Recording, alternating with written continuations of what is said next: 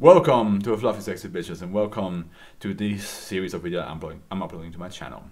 If you're new to this series, please stay behind for this small intro that explains what these videos entail. If not, you can just skip it and enjoy the rest of the video. I have decided to read the SCPs in numerical order, and there's a lot of them, and these are going to be reaction videos. I'm going to read them out loud, and we're going to have jokes, off-tangent talks, funny edits, but also critique and just theorization. I'm going to read all the SCPs are on the Foundation currently. None of the ones that got replaced though, and also the joke ones. I record them in batches, so that means that for each time I record, I'm going to record 10 SCPs that I read, and I will split them apart into each individual video. So if one video is like 10 minutes and one video is 30 minutes long, that depends on how long the SCP in itself is. Now, and without further ado, I hope you enjoy, and I'm very excited to do this. I've been planning to do this for quite some time, and this is probably the best way I can think of right now. Maybe I'll change it in the future. Maybe I'll make it into a stream. Who knows? But this is how I want to try it out for now. Enjoy the rest of the video. This one was a long read, but definitely an interesting one. Confessional phone booth. Okay, it's not that long. I think we can get it. We are the last 3 ones, so I think we can get this done before I eat something. Object class save. Special containment procedures. SCP-467 is currently located at site blank and is guarded by a single. That guy must feel shit. I mean, it's safe, but let's see what it does.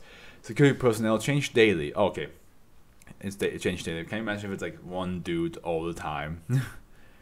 That guy must have some pressure on him. He's just like, oh, don't fuck up. I know it's boring and I'm doing the same thing over and over again, but don't fuck up. Although SCP-467 has no true anomalous lasting effects, the information it reveals can leave people with lasting effects of their own. While SCP-467 is being studied or moved, all involved personnel must have no cell phones, pagers, or other communication devices on them without clearance for testing. Oh man, what does it do to phones? Description. SCP-467 appears to be an empty phone booth. It might be a Doctor Who phone booth, we don't know. And was Bill and Ted. Excellent! And was found in data expunged. The SCP Foundation discovered it due to a legend about a haunted phone that used to reside inside the booth. Although testing has revealed that the phone was no importance and the effect came from the booth itself. Even after the phone was removed, the booth itself remained a place of superstition before being recovered by data expunged. Although there is nothing extraordinary about the booth itself, so long as a human and a communication device are in the booth at the same time, its effects are easily observed. Communication devices receive a message from somebody that the user knows. This call shows no preference for friends, family, or loved ones, co-workers, or even just acquaintances. Curiously enough, later examination of the phone records or call logs revealed that this call never happened. Even though it may be observed and recorded, the caller has never even picked up the phone in the process. Suggesting SCP-467 has a powerful form of telepathy. These calls divulge information that the user previously did not know, most commonly secrets and confessions. These calls range from insignificance to life-changing. See, then that's why it says like whatever it does to you can affect your whole life. Like if you walk in there and you hear like something like, oh, he's adopted, I cheated on you, I want him dead, I don't like him, and all that stuff, then that can change your whole perspective of a person. A single user may use the phone booth more than once, provided at least 24 hours have passed since the last use. It is suggested that the booth not be used for personal reasons. Yeah, don't use it to like, what have they said about me, those bastards. A collection of some of the more notable results have been collected and is still being formed. Here we go. Test logs various. Subject. Okay. Subject Class D personnel convicted of multiple violent crimes. Nature of call, subject mother telling him she was disappointed with what he had done and admitting that she blamed herself for not raising him right. Effect, subject seemed mildly disturbed for several hours, repeatedly asked to be allowed to contact family. Subject request was turned down.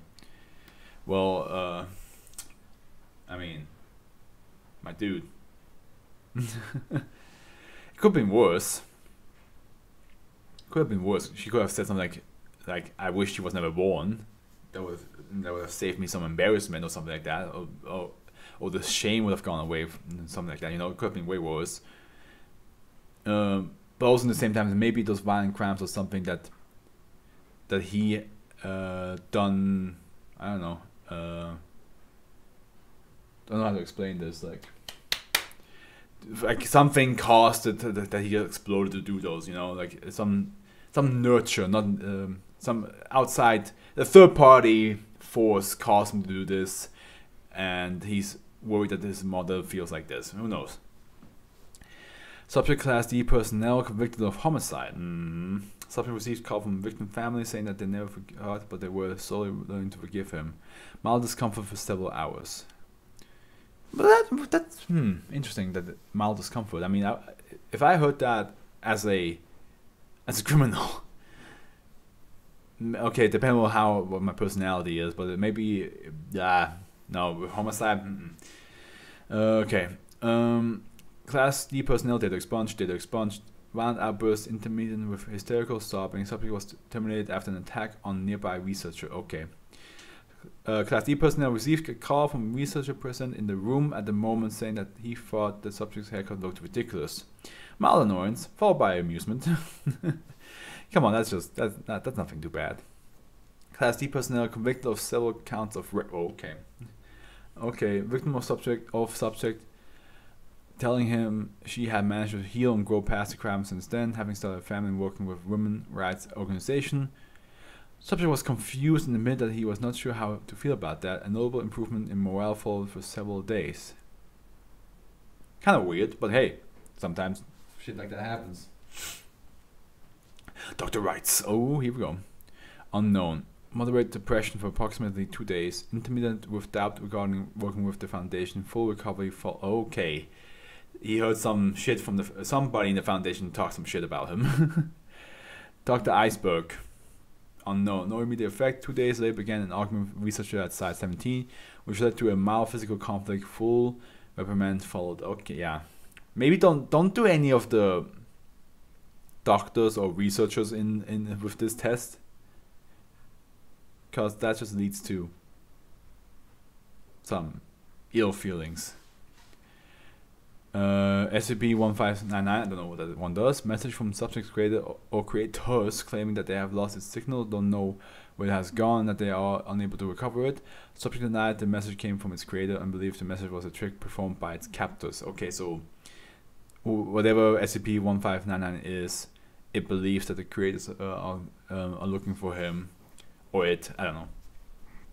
And this is clearly a confession that they don't know where the fuck he is. Incident report. Near holidays such as Thanksgiving and Christmas, a notable increase in disturbing or distressing calls have been observed. Theory currently holds that this is due to increased family tension and urge to be nice to people at this point in time. Additionally, it was during the holiday season that the first 2 reported incidents occurred of occupant inside SCP-467 receiving a call from themselves. Another reported incident of an occupant receiving a call from the deceased or non-existent. Further investigation pending on how personnel could lie to themselves and how SCP-467 could receive calls from non-existing sources. Class D personnel, subject own voice describing latent homosexuality, subject attempted to destroy, immediate termination for latent, not lament, latent. I'm not gay! Oh. Hey man, it's 2021. You can be if you want to. I won't judge. Be whatever the hell you wanna be. As long as you don't try to make it uncomfortable to other people. Like, if you're gay and you flirt with me, that's perfectly fine. But if I'm heterosexual and you're gay and you try to make me have sex with you and try to be like, you just gotta give it a try, you never know, then I'm just like, And that's not only for gays, that's also for straight people. Stop doing that shit. If I'm not interested, I'm not interested, okay? Especially ladies out there, I understand your struggle. I haven't experienced your struggle as much as you did, but I understand it. So, just people out there, just stop being pushy. Doesn't matter who you are, what you are, how you feel inside. Don't be pushy about certain things that might make other people uncomfortable, and don't insult them for if they don't want to do something about that. Like if they say, "Hey, I'm uncomfortable with that," don't go immediately and call them a homophobe. Don't be like that. They're just like, "Hey, I don't want to have sex with you. That's it." Or I don't want to kiss you, or don't want that physical contact that much. Just be friends with them. Just be nice to them. That's all you have to be. And if they are interested, they might tell you eventually. They might be like, you know what, I want to try it. I want to try some gay sex. I don't. I'm just saying. Sorry, bit off tangent. Very off tangents. Subject class D personnel amnesia. Testing subject. Subject own voice explaining forgotten events prior to amnesiac testing. Subject seemed moderately confused but showed no other effects. Hearing your own voice like, you did this and that. And he's like, no, I didn't. Class D personnel convicted of multiple counts of homicide. Okay. Victim of subject angrily screaming for 5 minutes. Subject attempted to destroy. Well, he's dead now. Maybe they meet in the afterlife and the victim can beat the shit out of him. Doctor writes again? Voice was described as that of a young child. Dr. Weiss shut off the recording equipment after voice revealed to belong to data expunged. Effects, data expunged. Secretarial security staff break. Nature of call, Dr. Iceberg. Redacted. Okay, no, I like this. This is cool. This is, of course, like that. There was another SCP in the 400s. Wait, let me find it. It was like it was crayons. Thought streaming crayons. 443. Thought streaming crayons were basically when you try to draw something, the thought of a person is what you draw, either in text or in artistic interpretation of their thoughts.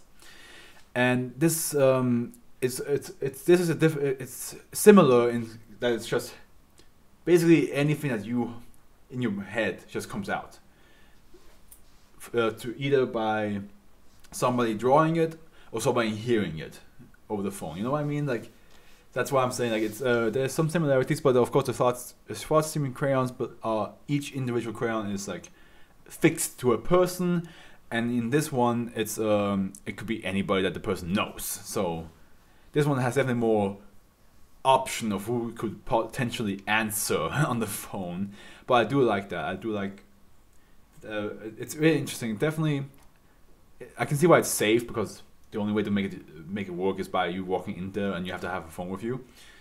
So yeah, no, I like this. You know what? This might be another one that I could make into a potential video. In my potential SCP series that I want to do, my little web series, 5 to 10 minute web series.